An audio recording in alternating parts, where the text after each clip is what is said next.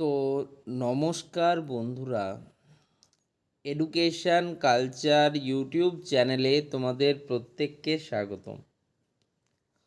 তোমরা যারা ওয়েস্ট বেঙ্গলের টেকনিক্যাল এডুকেশন ডিভিশনের আন্ডারে 2026-27 শিক্ষাবর্ষে ওয়েস্ট বেঙ্গলের ডিপ্লোমা ইন ফার্মেসি বা ডি ফার্ম কোর্সে ভর্তি হতে চাইছো, তো 2026 সালে তোমাদের যে অ্যাপ্লিকেশান ফর্ম ফিল আপ, সেই অ্যাপ্লিকেশান ফর্ম ফিল আপের লাস্ট ডেট যে আইটিআই এবং পলিটেকনিক স্টুডেন্টদের সাথেই 27 জুন 2026 কিন্তু শেষ হয়ে গেছে। অর্থাৎ অ্যাপ্লিকেশান ফর্ম ফিল আপের লাস্ট ডেট যেটা ছিল সেটা ছিল 27 জুন 2026।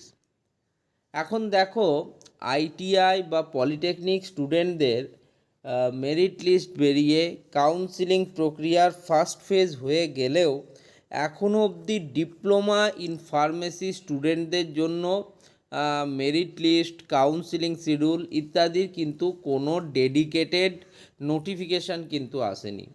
কমন অ্যাডমিশান পোর্টালে বিভিন্ন ধরনের নোটিশ এলেও সেখানে কিন্তু যে ডিপ্লোমা ইন ফার্মেসি বা ডি ফার্ম স্টুডেন্টদের জন্য কোনো নোটিশ আসেনি।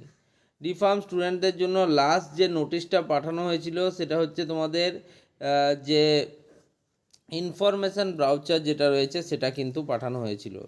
তারপর আর সেরকমভাবে কোনো নোটিশ কিন্তু পাঠানো হয়নি। তোমরা যদি দেখো 19 মে 2026-এ শুধুমাত্র ইনফরমেশান ব্রাউচার পাঠানো হয়েছিল যারা ডিপ্লোমা ইন ফার্মেসি কোর্সে অ্যাডমিশান নেবে।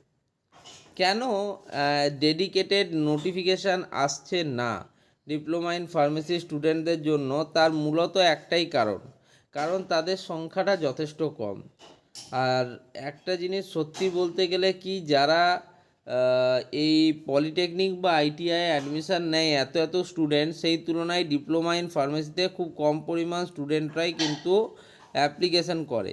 তাই জন্যই কিন্তু এই সমস্যাটা তৈরি হয়।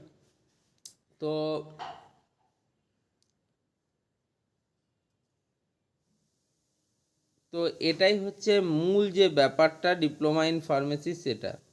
হ্যাঁ, তো দেখো, তোমাদের কিন্তু যে ওয়েবসাইটে পলিটেকনিক বা ডিপ্লোমা স্টুডেন্টদের মেরিট লিস্ট, র্যাঙ্ক কার্ড এবং কাউন্সিলিং চলছে, তোমাদের জন্য সেই ওয়েবসাইটটাই রয়েছে https://admissiontested.wb.gov.in। ওই ওয়েবসাইটেই হচ্ছে, ঠিক আছে।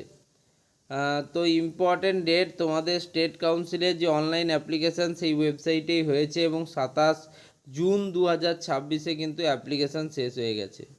এখন অধীর আগ্রহে কিন্তু যে ডিপ্লোমা ইন ফার্মেসি স্টুডেন্টরা অপেক্ষা করছে, ঠিক আছে। ডিপ্লোমা ইন ফার্মেসি মূলত 2 বছরের একটা কোর্স, তোমাদের জানা উচিত, ঠিক আছে। ডিপ্লোমা ইন ফার্মেসি কিন্তু 2 বছরের একটা কোর্স। তো এর জন্য এলিজিবিলিটি কি রয়েছে এগুলো তো তোমরা অলরেডি জানো, আরেকবার বলে দিচ্ছি। তোমাকে higher secondary examination 10+2 or its equivalent examination pass করতে হবে। তোমার যেন সায়েন্স ব্যাকগ্রাউন্ডে তুমি হও, তার মধ্যে ফিজিক্স, কেমিস্ট্রি এবং বায়োলজি বা ম্যাথামেটিক্স তোমার থাকতে হবে। যারা হায়ার সেকেন্ডারি এক্সামিনেশান পাস করেছো 10+2 লেভেলে equivalent examination in vocational stream courses are not eligible, ঠিক আছে। ভোকেশনাল স্ট্রিমের যারা ছিল তারা কিন্তু এলিজিবল নয় for admission in diploma in pharmacy courses as per the prescribe admission eligibility criteria of তোমাদের pharmacy council of India. Candidate should attain the age of 18 years as on 31 December 2026। Duration of course 2 years. এগুলো তোমরা জানো diploma in ফার্মেসির জন্য, ঠিক আছে। Notable except vocational higher secondary education of Kerala as per pharmacy council of India's curriculum vide reference number এত, ঠিক আছে।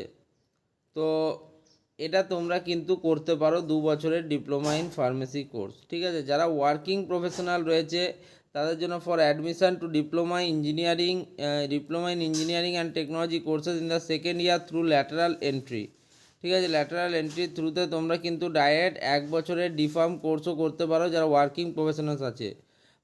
Professionals working in registered industry or organisation private public limited company located within 50 kilometer radial distance from the institute, minimum of 1 year full-time or regular working experience from central, state, private, public, ITD company, MSME, require no objection certificate from the industry or organization for the course. Minimum admission to run the course is 1/3 of the approved intake in each course.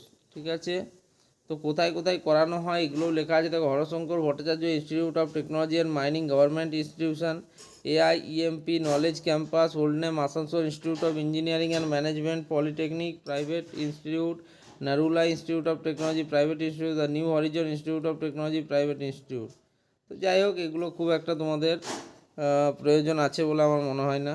ঠিক আছে, application process তোমাদের অনলাইনে হয়েছে, 450 টাকা তোমাদের fees payment করতে হয়েছে net banking, debit card, credit card বা ইউপিআইয়ের থ্রুতে। ঠিক আছে, তো এই ইনফরমেশান ব্রাউচার নিয়ে আলাদাভাবে কথা বলবো, তার আগে এটার প্রয়োজন, publication of merit list. The merit list will be prepared based on the marks obtained by the candidate in their eligibility, qualification or examination. The council will publish the consolidated merit list separately for aforesaid courses but shall not commute the result to any individual applicant. Candidates are directed to keep in touch with the website https://admissiontested.wb.gov.in for merit list publication related information. There is no provision for post publication scrutiny or review and inspection, and hence any such prayer will not be entertained. ঠিক আছে, তোমাদের merit list কার বেসিসে তৈরি করা হবে? Merit list তৈরি করা হবে তোমাদের এই যে বলেছে যে ক্লাস টুয়েলভে তোমরা যারা সায়েন্স স্ট্রিমের স্টুডেন্ট রয়েছে, মূলত ফিজিক্স, কেমিস্ট্রি এবং বায়োলজি ট্রেড তোমাদের রয়েছে, সেই ক্যান্ডিডেটরা কিন্তু ডিপ্লোমা ইন ফার্মেসি করতে পারবে। ঠিক আছে, কাউন্সিল একটা তোমাদের সেপারেট মেরিট লিস্ট তৈরি করবে। ঠিক আছে, কিন্তু কোনো ইন্ডিভিজুয়াল অ্যাপ্লিক্যান্টের সাথে কমিউনিকেট করা হবে না এই বিষয়ে। ক্যান্ডিডেটদেরকে রিকোয়েস্ট করা হচ্ছে তারা যাতে ওয়েবসাইট যেটা রয়েছে https://admissiontested.wb.gov.in এই ওয়েবসাইটে কিন্তু তাদের merit list publication related information পেয়ে যাবে। আর কোথায় পাবে ইনফরমেশান? মেরিট লিস্ট কবে বেরোবে, কি আপডেট মেরিট লিস্টে, সেটা পাবে এই চ্যানেলটার নাম তোমরা অবশ্যই মাথায় রাখবে, এডুকেশান কালচার। তোমাদের সাথে, তোমাদের পাশে এবং সব সময় প্রত্যেকটা স্টুডেন্টের সাথে কিন্তু রয়েছি। এখনও অবধি মেরিট লিস্ট কিন্তু প্রকাশিত হয়নি। মেরিট লিস্ট প্রকাশ হলে সবার প্রথমে এই চ্যানেল থেকেই তোমরা সেটা জানতে পারবে। তো এটুকুই বলবো, তোমরা কিন্তু এই চ্যানেলের সাথে যুক্ত থাকো, আরও অনেক ইনফরমেশান পাবে ভবিষ্যতে। ধন্যবাদ।